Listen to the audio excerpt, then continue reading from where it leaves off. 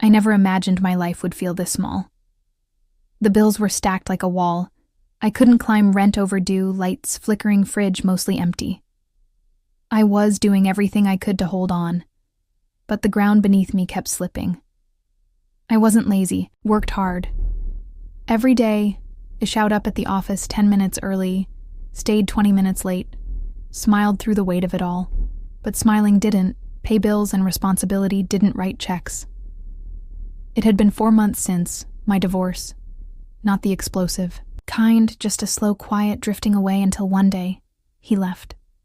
And the silence in the house never left with him. I thought I'd be okay. I always thought I was strong, but strength doesn't keep the heat on, and I was tired of being strong. I was tired of waking up to a cold apartment and colder mornings. The office was my only escape. It was a small firm, 10 people on a good day, but I liked the routine I liked. Feeling needed even if it was just remembering birthdays or keeping things organized. My boss, Mr. Whitaker, was a quiet man. Late 30s, serious, always buttoned up, the kind of person who noticed everything but said very little. We barely talked outside of work needs. He was professional, respectful, and entirely unreadable. That day I stayed late to finish organizing. Invoices, my mind was racing. My account was overdrawn, again, and I had no idea how I was going to pay rent. It was the first of the month tomorrow. I felt the tears before I could stop them. Silent, frustrated, helpless tears. I sat there at my desk, hoping the office would stay empty so I could fall apart without an audience. I didn't hear him come in, just the soft shuffle of shoes. And then, "Are you all right?" I wiped my face quickly, forcing a smile that didn't reach my eyes. "Just tired," I said, hoping he'd nod and leave, but he didn't. He leaned on the edge of my desk, not in a condescending way, but casual, like he was inviting me to drop. The act. "You've been holding a lot together," he said. It wasn't a question. I didn't know what to say. I didn't want pity. I didn't want to be anyone's charity case. "I don't mean to intrude," he said carefully. "But if there's anything I can do..." There was something in his voice. Gentle. Not rehearsed. I wanted to trust it, but my pride stood in the way. "It's just rent," I blurted out. Before I could stop myself, "I'll figure it out." He paused. "I have something unusual to ask you." That got my attention. He hesitated, then said, "My parents' 50th anniversary is coming up in a few weeks. I've been trying toppling something, but honestly, I'm terribly... This kind of thing. You're the most thoughtful person I know. I was wondering if you could help me plan it." I blinked. "That wasn't what I expected," he continued. "I know it's personal and not part of your job, but I'd be happy to compensate you for your time privately. Consider it a side project if you're open to it." I didn't answer right away. Was this real? Not a handout, but an offer of trust of work I could do. And do well. It wasn't just the money. It was the dignity, the feeling of being seen as more than someone who was struggling. More than someone who needed help. I nodded slowly. "I can do that." He smiled. Then small, almost shy. "Thank you, it would mean a lot." That night, I walked home, feeling lighter than I had in weeks. Nothing had changed. My account was still empty, my bills still unpaid. But for the first time in a long time, I felt like maybe I wasn't alone. Maybe life wasn't done surprising me. And deep down, buried beneath the exhaustion and fear, something stirred. Not hope exactly. Not yet, but the idea of it. It started the next Monday. He cleared time in the evenings for us to meet after hours. At first it was just lists, venues, guest catering options. I brought a notebook and colored pens. He brought spreadsheets and silence. We were two very different people trying to build something meaningful for someone else, but slowly, the rhythm formed. He wasn't cold, just careful with his words. I learned that when he asked a question. He listened. really listened. The first time I laughed, during one of our planning sessions, he looked at me like he hadn't heard laughter in a long time and he liked the sound. As the days passed, our conversations began to stretch beyond the event. He told me about his parents, how they'd met in high school, started a small business together and stuck by each other through everything. I want to give them a night that reflects their life, he said one evening. Something full of heart? I smiled. You mean something messy, chaotic, and unforgettable? He laughed. Really laughed, and it startled both of us. Exactly. That planning the party became our shared mission. We debated menu ideas, music from the 70s, photo collages, and memory boards. One night I found a company that could recreate their wedding cake from a grainy old photograph. His face lit up. You really think of everything, he said. Softly, I shrugged suddenly. Shy details matter. One night as we sat side by side comparing floral arrangements, his hand brushed mine. Just a second, maybe less. But something passed between us. We both looked down, then looked away. Nothing was said, but everything shifted. We worked late that night, and the next it wasn't just about the party anymore. It became the best part of my day. Those quiet hours where I wasn't just an employee, I was part of something I mattered. One evening we ordered takeout and stayed longer than usual. Between bites, he told me about his last relationship. She left because he couldn't find the balance between ambition and affection. She said, I lived in spreadsheets, he said, trying to smile. I get it. I said, I used to be married to someone who stopped looking up from his phone long enough to see me leave. His eyes softened. How did you do it? Walk away? I didn't have a choice. It was either lose myself or lose the marriage. I picked me. He nodded slowly, like he understood more than he let on. You're strong. No, I said quietly. Just tired of pretending. Silence settled between us again. But it didn't feel uncomfortable. It felt honest. That night, he walked me to my car. The air was cool, and I could see his breath when he spoke. I look forward to this, to us working together. I wanted to say I did too.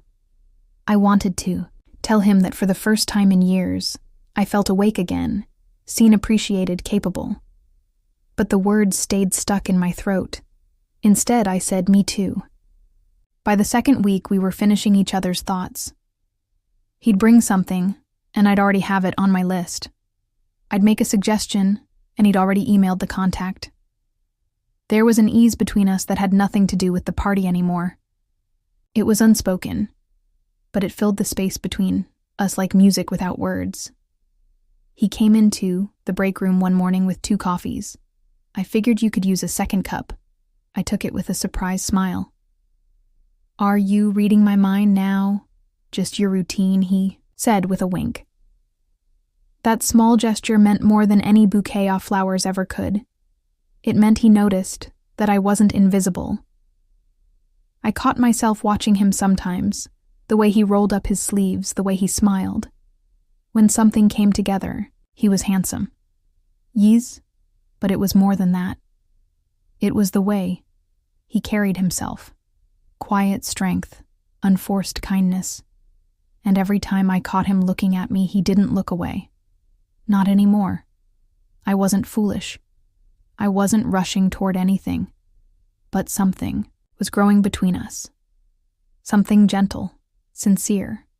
Something I hadn't let myself hope for in years. And I started to wonder, not just about the party or the project, but what would happen when it was over.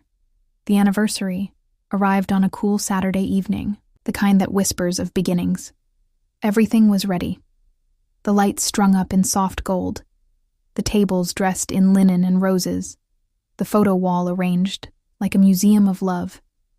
Every detail we'd poured our time into now stood as a silent witness to what we had built together. Guests began arriving just after 6. His parents stepped through the doors, holding hands, their faces full of wonder. The music, the decor, the slideshow, we had captured their story. I watched from the side as his mother cried at the sight of her wedding cake replica, and his father held her a little closer. Hes stood beside me, his hand brushing Thesmol of my back. "You did this," he whispered. I shook my head. We did. For the first time in weeks, I wasn't thinking about bills or what came next. He was present.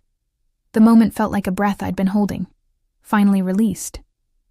Later in the evening, we took our seats, and I noticed how his gaze kept finding me across the high room. There was something quiet and steady in it, something unspoken that held weight. People smiled at us like they could see it too. Whatever it was, we weren't naming. Then came the toast. He stood at the mic glass in hand, looking nervous in a way I'd never seen. "Tonight is about my parents," he began, his voice clear. "Boot, it's also about something else. About recognizing the people who hold us up when we don't even know we need it." He looked straight at me. This celebration wouldn't have happened without someone who reminded me what it means to care deeply, to show up, to listen.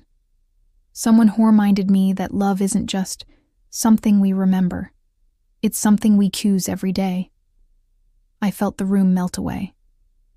There was only him and those words, and the way they wrapped around my chest. I didn't know what to do with all that emotion. I excused myself to the hallway, suddenly breathless. Moments later, he followed. "Did I say too much?" he asked. "No," I said. "You said everything." We stood in silence, hearts pounding louder than any music playing inside. He reached out, but not forcefully. Just a gentle touch to my arm. "I've been thinking about what happens when the party ends," he said quietly. And I realized I don't want this to end. I looked up at him. The question I'd been afraid to ask now unavoidable. "Are you sure?" He nodded. "I've never been more certain. You walked into my life when I wasn't looking for anything, but somehow you became the thing I didn't know I was missing." I didn't answer right away.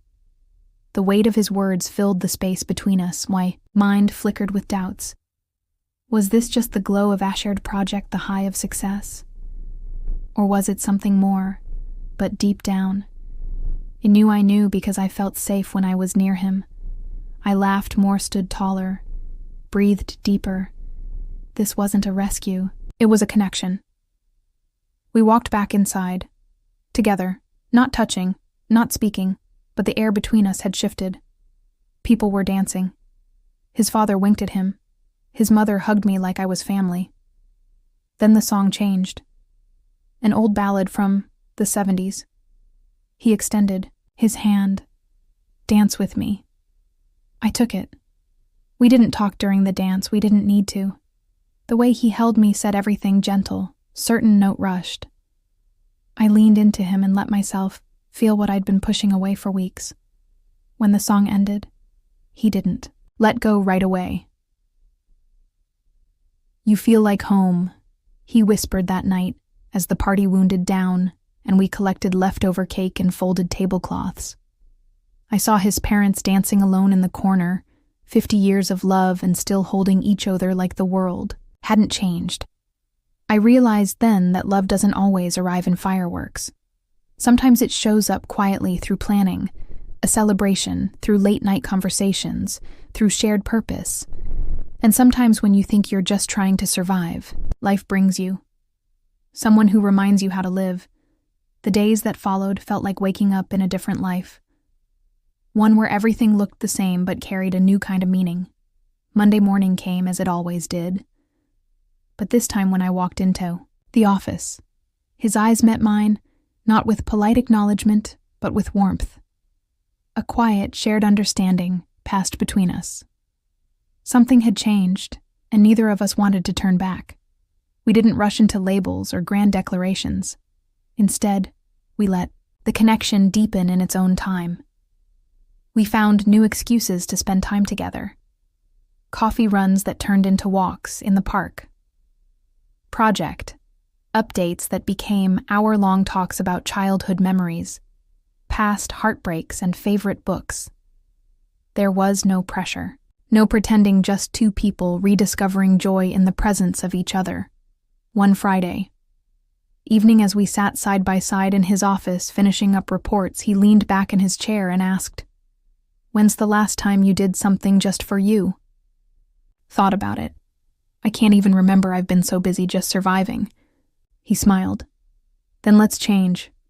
That weekend he planned a small getaway, a drive out to the coast where the world slowed down. There was no itinerary. No rush, just quiet mornings, with coffee on a balcony, the sound of waves, shared glances that spoke, volumes, and laughter that came more freely with each passing moment. We talked about everything, what scared us, what we wanted, what we'd lost. He admitted how lonely he'd been, even surrounded by people. I confessed that I had stopped believing someone could truly see me, not as a burden, not as a fixer, but as a woman deserving of care and love. On the final morning of the trip, we walked the shoreline just after sunrise. He took my hand, not in a dramatic gesture, but with purpose. "I don't want to be just a chapter in your story," he said softly. "You want to build something real with you." I squeezed his hand, the salty wind catching my hair. "I never expected this," I said. "You weren't in my plans." He chuckled. "You weren't in mine either. But maybe the best. Things aren't planned." Back in the city, life resumed at its pace. But we were different, stronger, more grounded. And though bills still arrived and responsibilities still weighed heavy, they didn't feel as crushing. Because now I had someone beside me. Not to fix everything, but to face it with me. I paid my rent on time that month. Not just from the extra income the project had brought, but because I had found a renewed energy. I started budgeting better. I asked for a raise, something I'd never had the courage to do before, and got it. I wasn't just surviving anymore. I was building. What we had wasn't perfect. There were days of miscommunication, moments of insecurity, but there was also patience and laughter, and a willingness to keep choosing each other. That made all the difference. His parents invited me to dinner a few weeks later. His mother hugged me with that same warmth from the party and whispered, "I knew when I saw you two that night. This was something special." I smiled, because she was right. Months passed, and what began as a desperate moment in an empty office had become the foundation of something beautiful. Love didn't rescue me. It reminded me of who I was, of what I deserved. It challenged me to open my heart to trust again. And every time I looked at him, whether across a meeting table or from across the pillow, I felt it. Not a fairy tale, but something better, real, earned true. They say love shows up when you least expect it. I think that's only half true. Sometimes it's already there, quiet, steady, waiting for you to stop looking through it and finally see it. And when you do, it changes everything. There was a moment, a few months later, when I caught my reflection in the mirror and didn't recognize the woman staring back. Not because she looked different, but because she felt different, stronger, lighter, happier.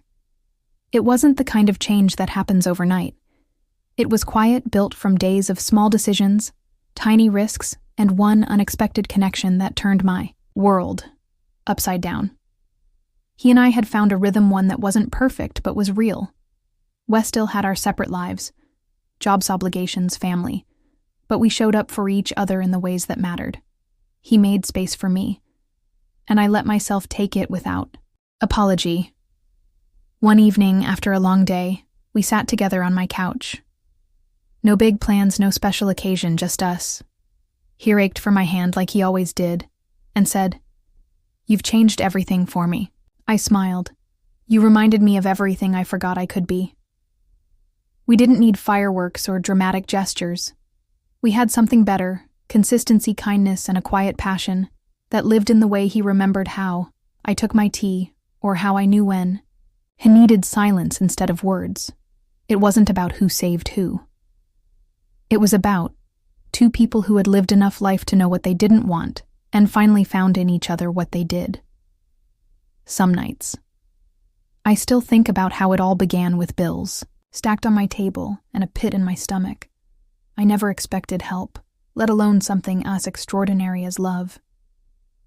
But looking back, I realized that rock bottom was the foundation for something greater. He didn't come into my life to rescue me. He came to remind me that I could rescue myself, and that maybe I didn't have to do it alone. This wasn't just a love story with a romantic touch, it was a story about trust, second chances, and how sometimes the most unexpected person can change your life, not with grand promises, but with the simple act of seeing you. And in the end, that was the most shocking truth of all.